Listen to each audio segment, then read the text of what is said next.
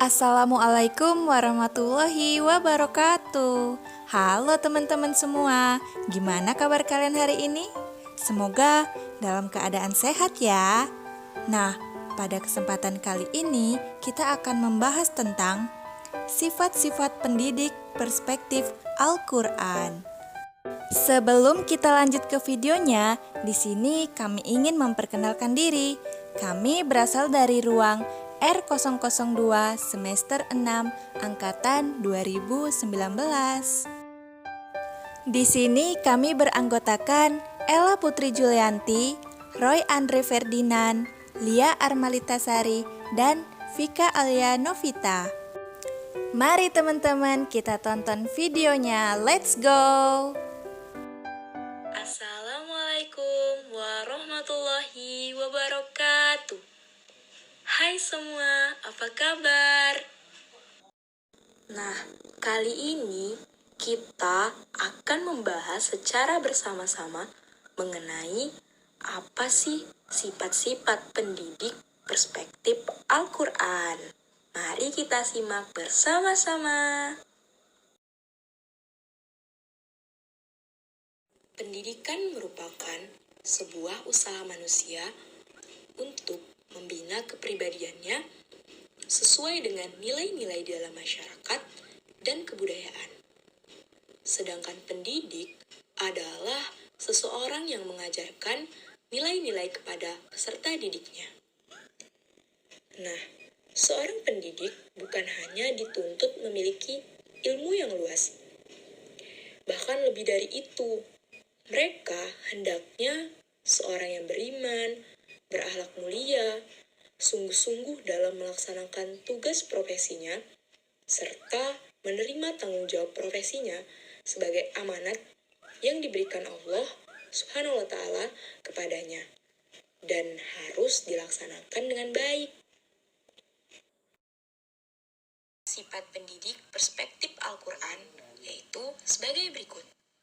Yang pertama, itu ada kesabaran, lalu berbuat baik, lemah lembut, kasih sayang, menahan amarah, dan pemaaf. Nah, mari kita bahas satu persatu mengenai sifat-sifat pendidik perspektif Al-Quran. Pendidik perspektif Al-Quran yang pertama, yaitu ada kesabaran.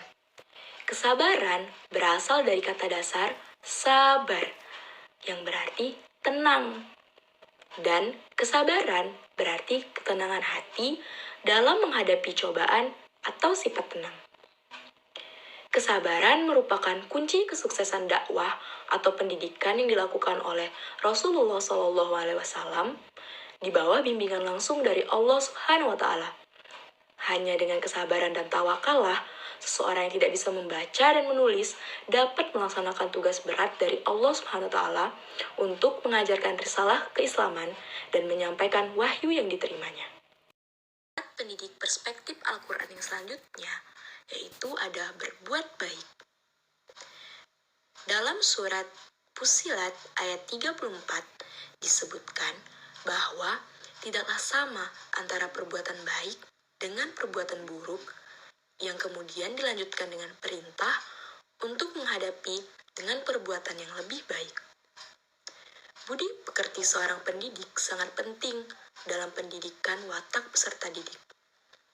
Pendidik harus menjadi suri tauladan yang baik, karena anak-anak atau peserta didik memiliki sifat suka meniru kelakuan pendidiknya.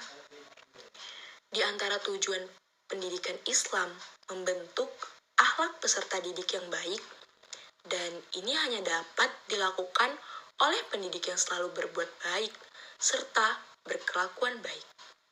Sebaliknya, seorang pendidik yang selalu berbuat yang tidak baik serta tidak memiliki kelakuan yang baik tidak mungkin dipercaya untuk menjadi seorang pendidik. Nah, sifat pendidik perspektif Al-Quran yang selanjutnya yaitu ada lemah lembut. Perilaku lemah lembutnya Rasulullah SAW yang menjadi pendukung keberhasilan dakwahnya dalam menghadapi berbagai macam rintangan yang muncul dari kaum musyrikin. diperjelas dalam surah Ali Imran ayat 159. Secara bahasa, lemah lembut berarti baik hati.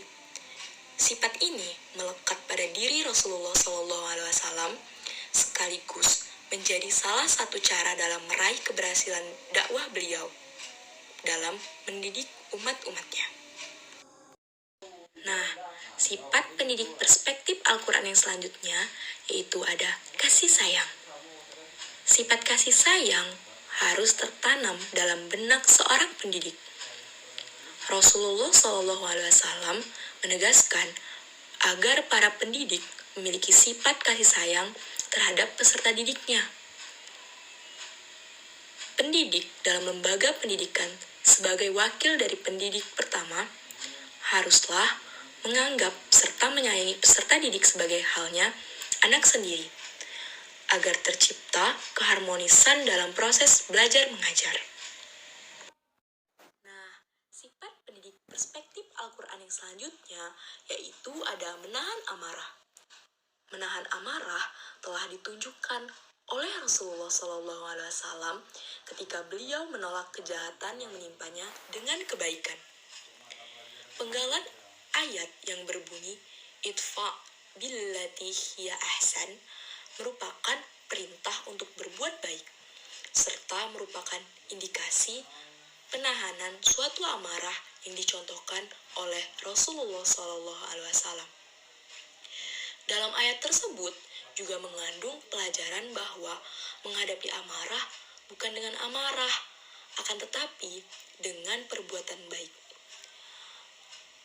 Lalu kalimat tersebut dalam tafsir Ibnu Katsir disebutkan bahwa kalimat tersebut berarti menolak dengan cara yang lebih baik jika ada orang yang berlaku buruk.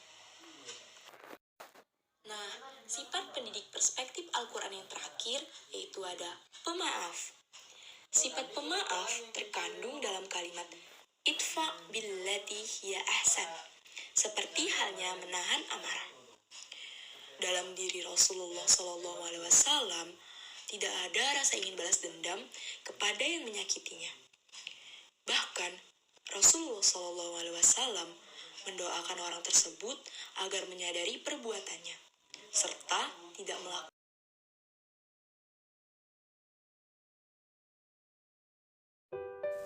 Nah, itu dia materi kita pada kali ini.